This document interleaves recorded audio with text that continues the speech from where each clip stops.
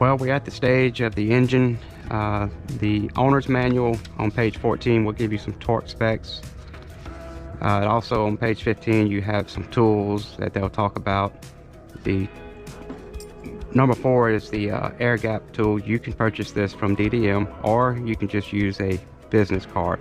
You're very limited on what you can do to these engines.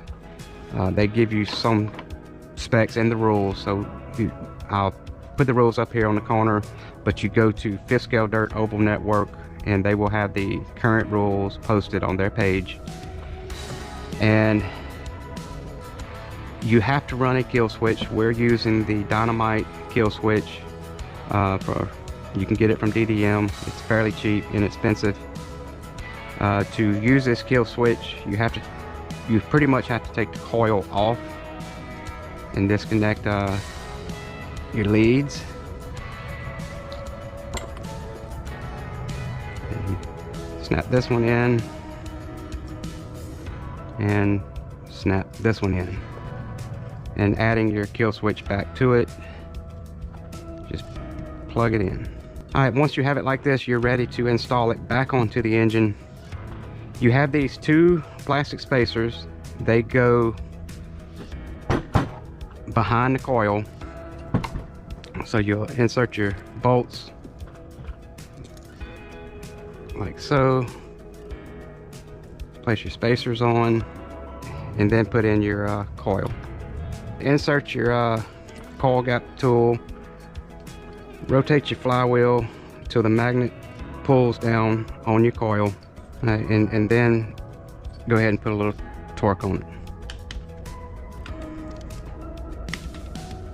Alright, now you notice I didn't put any blue Loctite.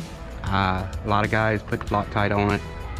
I have had no issue with them loosening up in the stock class. I'm pretty sure in the open class you may want to we'll use a little bit of brake cleaner. And you know, keep in mind you don't want to get no trash down in here, but you need this gasket surface to be as clean as you possibly can. Moving on to the intake, you have the option to keep the stock intake on it.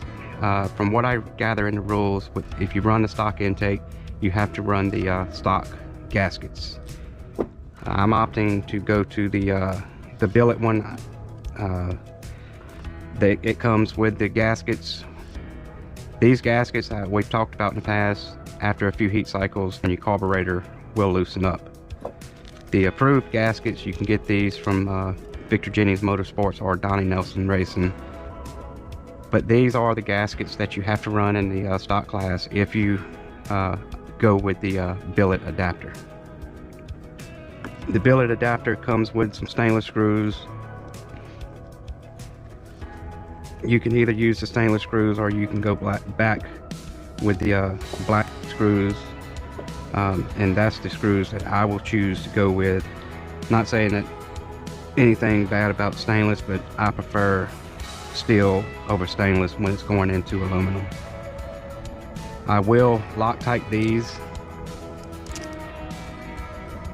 but you have to make sure this gasket goes on in this way. This hole in the gasket's got to line up with that hole, and it also has to line up with this hole in the adapter.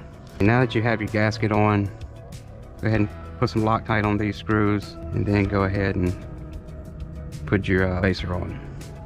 Okay, kind of look at everything, make sure it's lining up. You don't have much wiggle room, but give it a good look over, and then go ahead and run your screws down, and then you're ready to torque it. Okay, now you're ready for your carburetor. The stock bolts that I pulled out of the air filter adapter for stock will work with your carburetor. Most guys will opt to go with an Allen head versus the Phillips, because the Allen is a little easier to torque. But we're using the DDM velocity stack. They provide a gasket. You slide it all together, and then you install this gasket.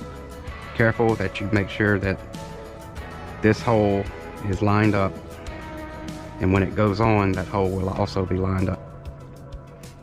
Okay, you're gonna put some Loctite on this. The carb is on, Loctited and torqued. Now we're ready to move on to the exhaust can. This is the high flow exhaust can from DDM. Comes with a gasket, comes with the stock screws. You can use them for a short time. They're not as hard as they need to be, and after a few heat cycles, this can will loosen up on you using these screws. I've chose to go with the low C exhaust fan screws.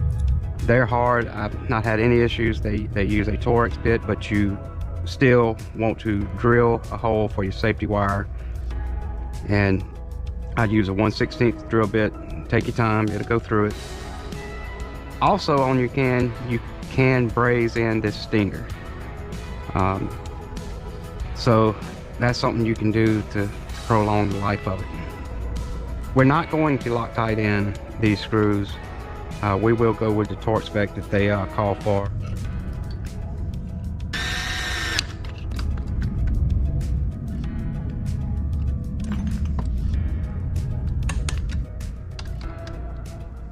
You will have to trim off this part of the shroud. If not, it will push against the muffler. Also, before reinstalling the fan shrouds, you'll need to run this cable in between your carburetor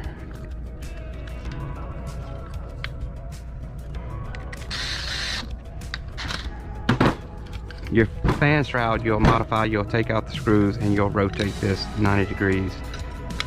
That will allow you to crank up your engine without having to remove the body. Okay, now you're ready to install your full starter fan shroud.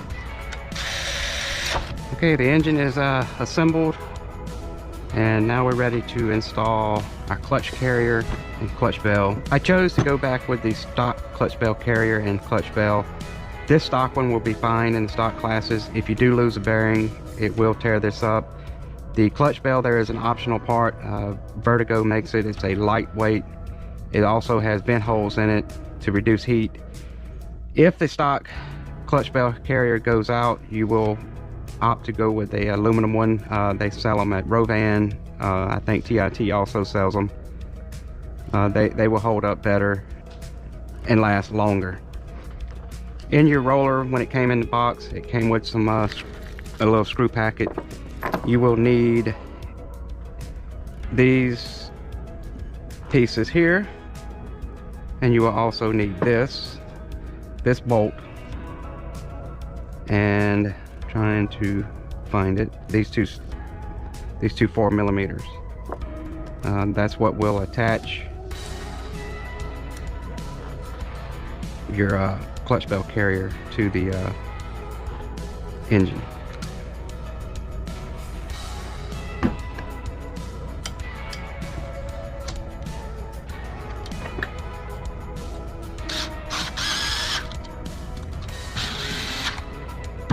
And for temporary, I'm going to install this one so I don't lose the screw. And also, they send you some motor mount pieces for when we install the engine.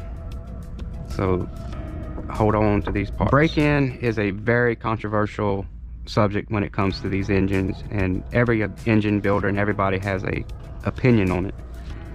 My opinion comes from my engine builder from years back. On initial startup, make sure that the jet settings are set to the rich side of it, just a touch rich, and go ahead and fire it up. Let it run for about 15 minutes, then let it cool down, and then readjust your screws at the settings that they recommend from the manufacturer, and crank it up and let it run for another 15 minutes, and that's good to go at that point. When you get to the racetrack, you will, for your first session, you'll go out on the track and just run a little bit over half throttle for that first practice session on the engine, and it will be broke in. The controversial part on these engines is you have nickel plated cylinders, and everybody says, well, you can just run it like that right out the box. However, that ring still needs to seat, and also you need some run-in time on your bearings and on your crankshaft. So do it the way you want, but that's the way I was taught, and that's how I will continue to do it. Again, I want to thank you for watching. If you have any comments, again, put them in the comment section below, and I will try to answer them. Have a great day.